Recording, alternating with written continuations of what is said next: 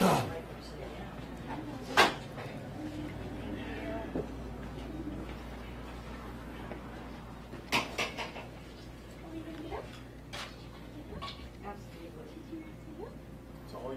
1 second. There you go. Oh, now he's gonna be mad. Now he's gonna be mad. Okay, as you can see, Phoenix, we've had remarkable progress with the dog known as Bear, aka Phoenix. Phoenix is rising. From presentation on October 6th to today, we use in the veterinary medical profession the same type of modified brain coma scale that human doctors use at level 1 trauma centers to measure improvements with traumatic brain injury. And currently, right now, we use 3 different components to that scale. One is level of consciousness. This dog has gone from a dog that was comatose and obtunded to one that is alert with consciousness, knows his surroundings, which is incredible. 2, brainstem reflexes. So brainstem reflexes would measure, for example, the patient's ability to hear or see or sense their surroundings in his environment. There's been remarkable improvement there. We're kind of still halfway there. We're not really sure if we're going to have vision. We're optimistic and we're confident that once the brain actually heals and begins neuronal regeneration, the brain is a pretty incredible organ, especially in young animals and young children, as the ability to regenerate. We believe that at one point in time that vision will be acquired. And 3, motor activity being the ability to ambulate or walk. And this guy can now walk. Can he walk normally? Not yet, but he's certainly on his way. So in terms of where he was from October 6th, Friday, to today, it's been nothing short of miraculous. It's been a total team effort from the staff at my hospital, with Dr. Sosno being the other lead doctor in this case. My staff has been remarkable. We provided 24-hour care around the clock. We've run this like any type of human hospital with tremendous amount of treatments. My head nurse, Kayla Goldberg, has been nothing short of incredible. And I'd like to make sure that the rescue groups are mentioned. Their intensity, their commitment to excellence, their passion, from Arizona Rescue Mission to Two Pups Wellness to Mary Martin, the head of the Maricopa County Animal Care and Control Unit, has basically been an inspiration to myself and to Dr. Sosno. It's upped our game, it's upped our intensity. Basically, we've been all in. And when you're all in, you are prepared to do anything possible to save a life, whether it's a dog's life or a human's life. So I applaud the rescue groups, and I applaud the city of Phoenix. It's been nothing short of, it's been great motivation. Yeah.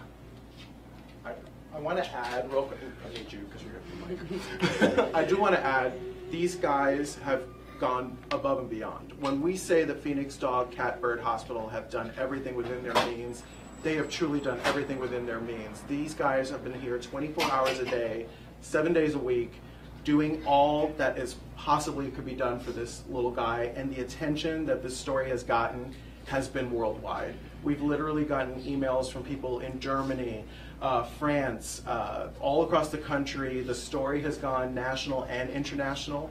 We do want the general public to know this is going to be a very long road to recovery. We are nowhere close to finding this guy a permanent home just yet.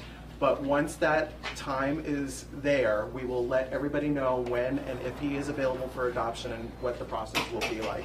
But we can't thank Hugh and Laura enough for all the work that they've done for this little guy. Thank you.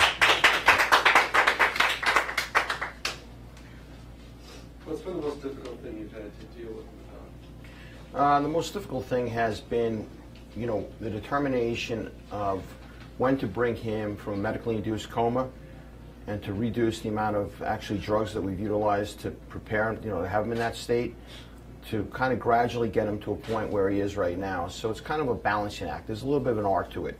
The art being, hey, when do you reduce the amount of drugs that you're using to allow the body to heal, and when do you not? And you base that upon kind of a gut feel and based upon physiological parameters that you're monitoring on an hourly basis, on a 24-hour, around-the-clock type of approach. So it's been a combination. The x-rays, which I hope I'll be able to show you, and you can see the remarkable improvement. The x-rays basically speak for themselves. When little Bear or Phoenix came to us on October 6th, the skull fracture was extraordinary. And, you know, in my opinion, I mentioned this on the day that he was presented, it was either caused by some type of blunt force trauma, maybe a baseball bat, maybe a tire iron, maybe a kick to the head, maybe the dog was thrown against some type of concrete wall, but it certainly was not caused by a motor vehicle accident, because there was no indication of any other injury but the skull fracture.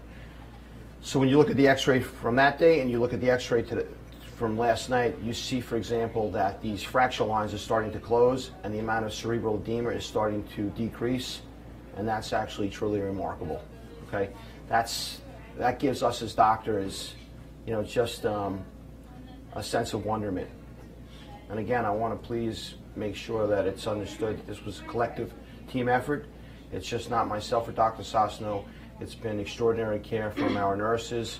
It's been a, you know, an extraordinary sense of we're spurred to provide the best possible care that we can possibly provide by the fact that the general public is so invested in this story, that the news media has been so invested, that the rescue groups who I previously mentioned are nothing short of phenomenal in the work that they do, and that the Phoenix Police Department now is involved in trying to bring whoever caused this heinous act to justice.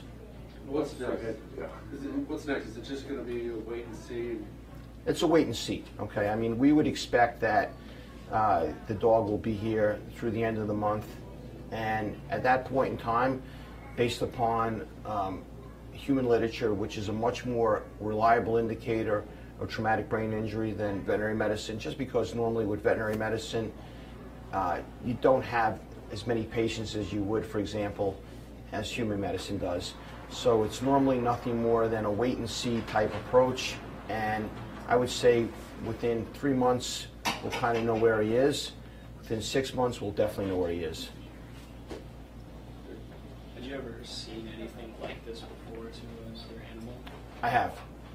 And what was the outcome of that? The outcome was great. It was a dog that was run over by a farm type of, like basically a combine in Iowa, okay, where we went to vet school at Iowa State, go Cyclones, and that dog's head was completely crushed, and that dog today is nothing more than just a great dog, doing farm-like activities. Yeah, so it works.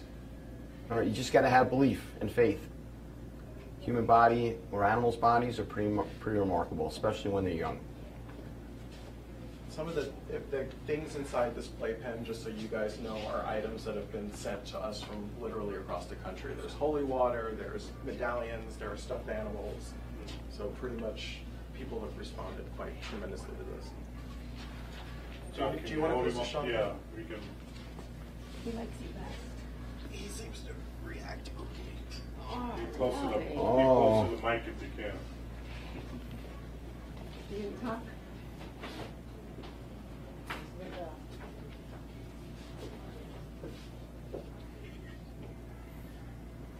As you can see. Can you just describe what the tube is coming out of him?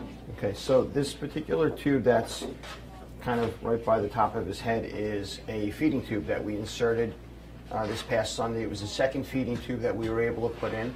The first one was a smaller diameter, and that was because of the amount of severe swelling. So when I put the tube in, I had to be conscious of the fact that I had a smaller area with the first tube. The second tube has allowed us to provide much greater nourishment on a 3-hour basis. We provide food every 3 hours, so 8 times a day, and basically it allows him to get his daily requirements, his energy requirements for proper healing and growth. He's also, when offered now, eating on his own. So we augment what he eats on his own with the feeding tube. He's been taking sort of feeding tube pretty well. He's totally fine with it. Oh, absolutely. So the feeding tube goes from the nose into the stomach. Anybody come forward trying to adopt him? Everybody. We've had hundreds. I mean, when I say hundreds, Set the doctor here. He means thousands, actually. Yeah, yeah, it's been remarkable, the amount of outpouring and support and the amount of people that want to adopt this dog. But I said, you woke me from my nap. she likes you. It would be great if he goes to a perfect home. I'm sure there's a perfect home out there. Can you describe the cast on his leg as well? He has a catheter in his leg where we deliver fluids and we deliver drugs and everything else. We just cover it with that wrap so he doesn't chew at it when it's not in use. Gotcha. if you guys want to move in closer, move in closer. I'm gonna let Rick go first and you wait there. You guys are so kind. The VIP first. You He don't was get the paid first by the one here hour. this morning. He's the first one here in the market. We can find some. Oh, yeah. Thanks. Sure. Now they sound legible, intelligent? Intelligent. Okay. Just tired.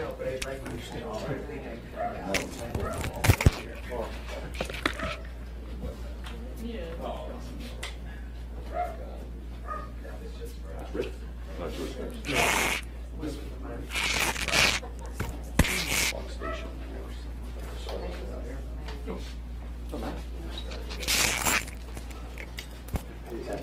She said I ignored it last time. You did. What did you do in the studio? You ignored it.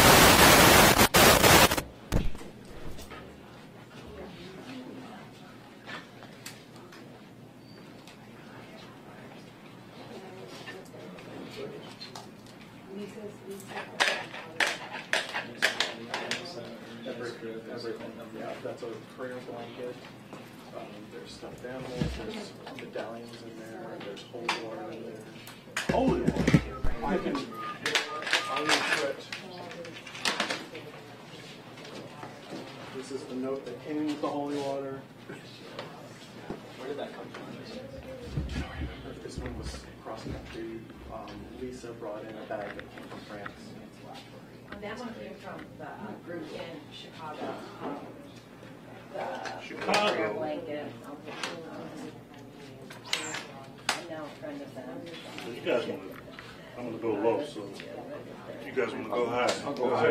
When you go low, they go high. They gave us the medallion and holy water from France. And it is called Fur Angel Blessing Blankets. And they're out of Illinois. Oh, so that's Chicago. Yeah, sorry, yeah, that's it. So the fur angel. I'm going to let you guys just stay out of each other's way. So if you need to move around, they will move around. Do you want medallion? And For those of you that are waiting, do you want to get the x-ray shots? That might be good, yeah. You want to get them? You already have to go back. Laura, can we go through to get the x-ray shots? Yeah, she was fine. The story. Another lady did, and she sent him a message saying, I would love to learn how to make a prayer blanket. And they said, just send us your. So she got a box and thought it was stuff for her to make a prayer blanket. It was all of this. First, when he was first brought in, and this is when what it looked like just yesterday. Do one at a time, maybe? No, I'm good. I was just saying, I would say leave it side by side Yeah. like that. You They can can come appreciate closer. like all this swelling up here and just the widening of that fracture line, and then the neck swelling is gone, and this is so much less. And heal thyself.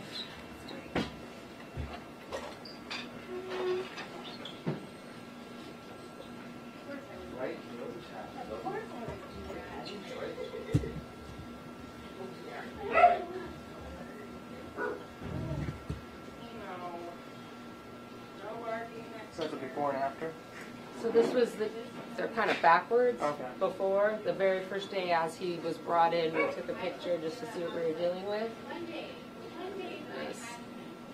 See how the space there, and there's a fracture over here, and all of the swelling. This was last night, no more swelling. Fracture's gotten much closer together. This has gone down.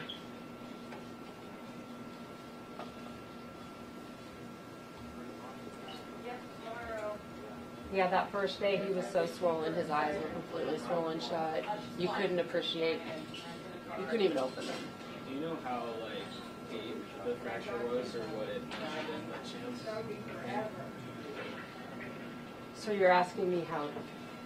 Yeah, like how much of an impact the fracture had? So it didn't look, we actually had a boarded radiologist happen to be in here doing some ultrasound training with us, day 2. Day 2, Sunday, So it right? was Sunday after he had arrived. He looked, and you know, we talked about the fracture here, and then there's a fracture that's sort of at the base of the skull, which he thought would be the biggest reason why we would have vision loss, potentially. We did an ultrasound of his head, and you could see most of the brain architecture was pushed to the side because there was a big blood clot.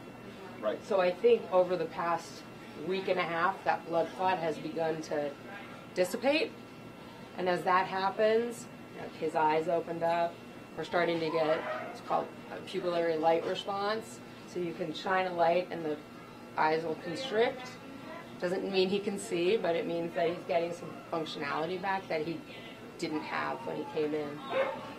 So how deep? I don't know. I can't really tell you whether the brain came out or stayed in. I don't think it herniated. It didn't out. herniate. He felt like it did not herniate. And he felt like the cerebellum, the back of the brain, was completely intact. So that would give him like that motor activity. So the dog, like, can you see like very little, or can he not see at all? He won't answer me when I ask him. I feel as though there are times when you're walking by and his eyes follow you. Can I tell you what that means? I can't say for sure if he can see. Right. I will say we're sitting out waiting for you guys, and someone's telephone rang, and he went from this to. So his hearing is. I think, to me, that indicates that he's got some hearing. He seems pretty responsive to when we are talking to him and moving around. And, Yeah. You know, Dr. Sosno is maybe a little bit more cautious than I am when it comes to some of these things, and that's how we make such a pretty good partnership here. But from my standpoint, there has been the ability to pick up on auditory stimulation. So I think he hears. Are you guys ready to do the switch? Yeah. Does this work, guys? Oh, yeah. Okay. Thank you. Looks good though, right? Yeah. I mean, I don't know why we can't make it big, but. we're not smart enough. Yeah, That's okay. I'll send that your way.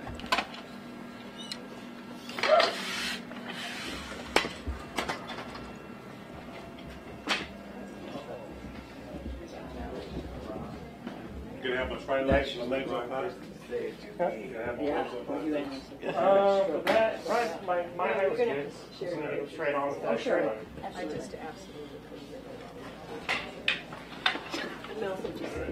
Mr. Arnold?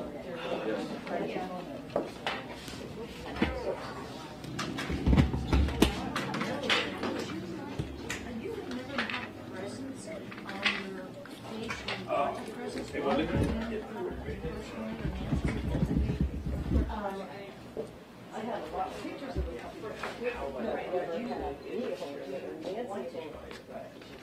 Yeah, I would love to try to hold it. You should. Yeah.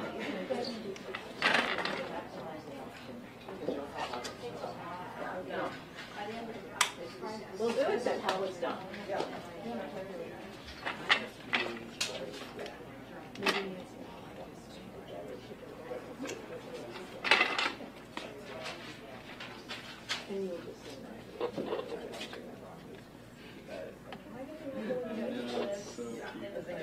Yeah. It's so nice to have this kind of story. It's been a roller coaster for all of us, you know. Let them know we can still keep donations. I don't think that.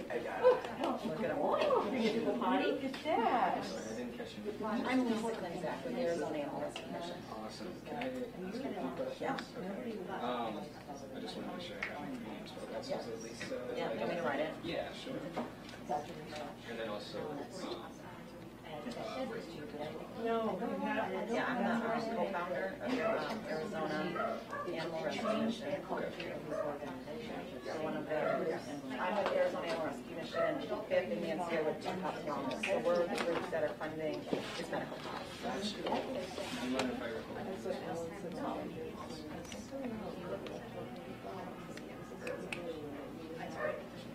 Changing a finger on a pulse. So it's just, it's like this.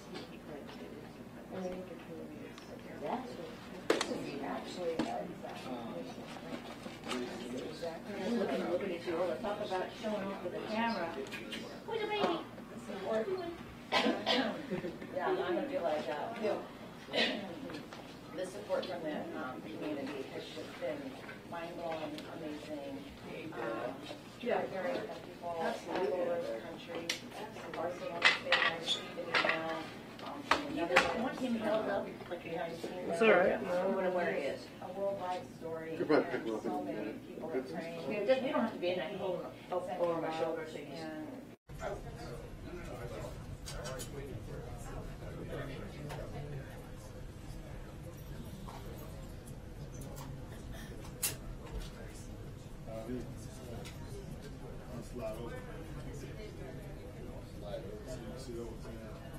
And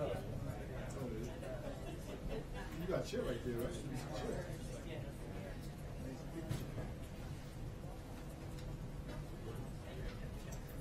Very comfortable.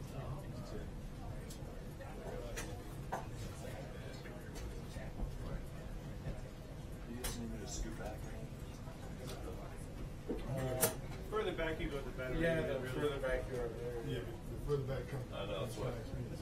Nah, don't worry about that, guys. Yeah, it's Fox News. Fake news. Fake news, never.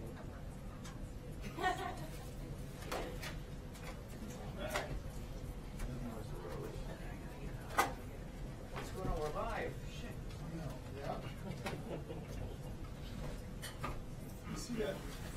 Nobody's watching. Don't worry about it.